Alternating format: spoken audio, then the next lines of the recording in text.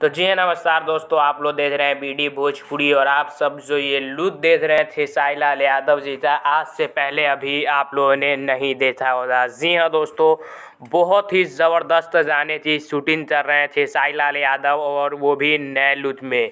अब ये गाना कौन सा गाना है, किस चैनल से आएगा, ये अभी कुछ भी नहीं बताया गया है। बस इतना बताया गया है कि खेसारी लाल यादव जी का ये जो लुक है ये एक नए चैनल से आने वाला है और बहुत जल्द आएगा और बहुत ही बड़े लेवल का ये गाना होने वाला है। आप लोग लुक से अंदाज़ा लगा सकते हैं, पिस्टल उस्टल लिए हुए हैं लोग।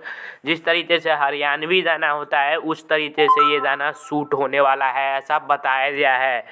तो आप लोग तैयार रहिए, एक से बढ़कर एक गाने आने वाले हैं। खेसारी लाल यादव अभी एग्रीमेंट में है लेकिन उनके धमाके होते रहेंगे, तो आप लोग तैयार रहिए। और ये लुक कैसा लगा खेसारी लाल का कमेंट में ज़रूर बताइएगा। और इससे पहले आपने खेसारी लाल का ये लुक देखा था या फिर नहीं, ये भी ज़रूर बताइएगा।